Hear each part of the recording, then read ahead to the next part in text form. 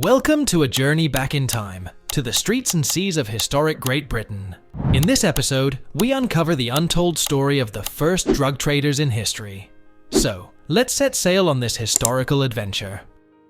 Opium, originating from the opium poppy in Turkey, was introduced to China by Turkish and Arab traders in the late 6th or early 7th century.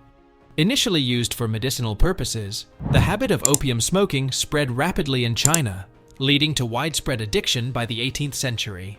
The Portuguese initially capitalized on the opium trade in the early 18th century. However, by 1773, the British, through the East India Company, took over as the leading suppliers of opium to the Chinese market. The British capitalized on the addictive nature of opium and its high demand in China to rectify their trade imbalance with China, which was heavily skewed due to the demand for Chinese tea, silks, and porcelain in Europe. The East India Company established a monopoly on the cultivation of opium in Bengal, India. It developed methods for cheap and abundant cultivation of opium poppies, ensuring a steady supply for the Chinese market. Other Western nations, including the United States, also participated in the opium trade, dealing in both Turkish and Indian opium. The influx of opium led to severe social and economic problems in China, including widespread addiction. The Chinese government's attempts to control the opium trade, including banning opium importation and cultivation, were largely unsuccessful due to the lucrative nature of the trade for the British and other Western traders, military conflicts and imperial expansion. The Opium Wars, primarily fought between the British Empire and the Qing dynasty of China, were a direct result of the opium trade. The British, leveraging their superior military technology, defeated China in these conflicts.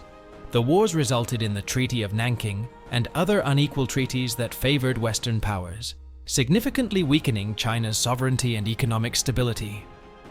The British Empire's economic gains. The profits from the opium trade were substantial for the British Empire.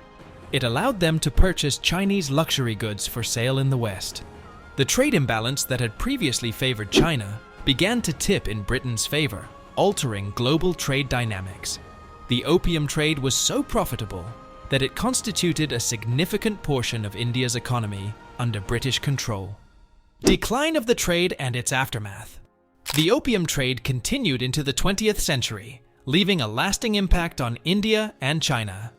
In India, the British colonial rule, sustained partly by the profits of the opium trade, lasted until the mid-19th of our century, ending with the Indian Rebellion of 1857 and the establishment of the British Raj.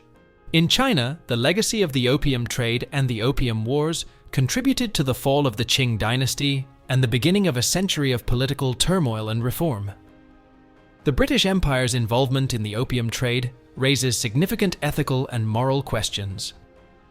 The deliberate promotion of an addictive substance for economic gain, at the cost of severe social and health consequences for millions, reflects the darker aspects of colonial exploitation and the lengths to which empires would go to sustain their global dominance.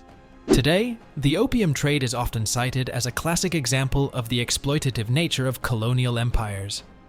It underscores the complex interplay between economic interests, military power, and imperial ambitions. The opium trade's role in shaping modern global trade dynamics and international relations continues to be a subject of study and reassessment, providing insights into the long-term effects of colonial policies and practices.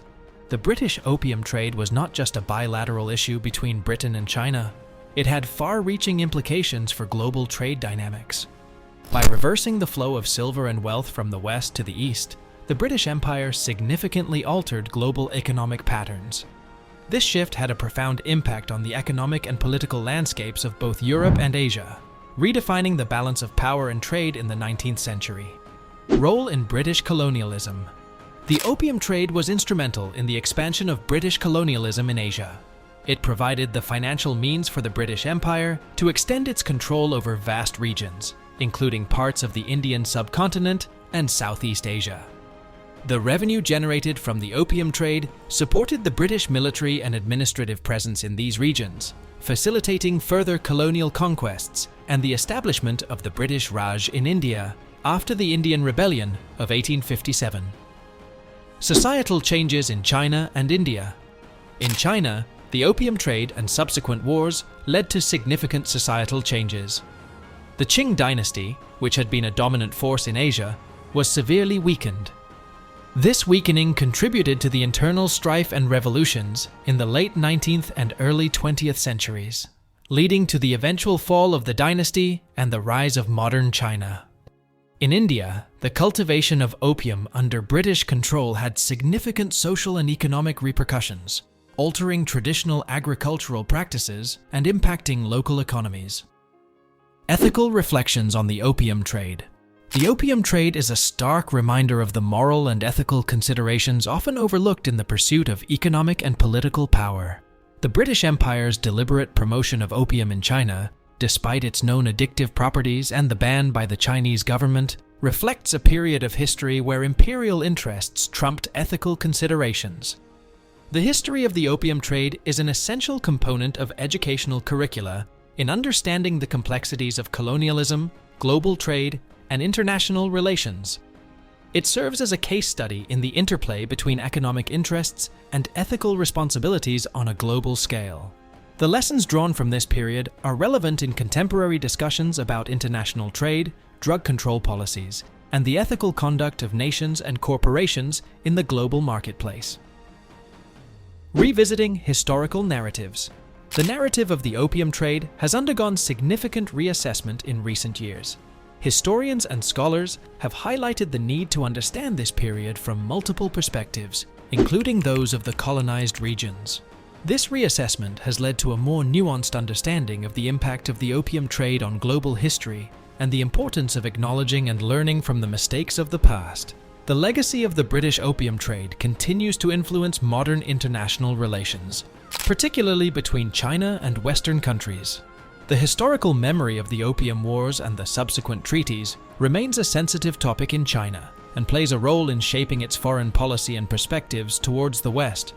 This legacy is a reminder of the long-lasting impacts of historical events on international diplomacy and relations. Global trade networks. The opium trade was part of broader global trade networks that included the exchange of goods such as silk, spices, and tea. These networks were complex and interconnected, involving multiple countries and regions. The role of the opium trade within these networks highlights the interdependency of global economies and the extent to which nations were willing to go to maintain and enhance their economic positions. The British were not the only colonial power involved in drug trade. Other European nations, as well as the United States, participated in the trade of opium and other narcotics during the same period. Conclusion. The history of the first drug traders in Great Britain, specifically their involvement in the opium trade, is a complex tapestry of global trade dynamics, colonial ambitions, and ethical considerations. That's all for today's video, and I hope you enjoyed it. If so, make sure to like, share, and subscribe to the channel for more engaging videos.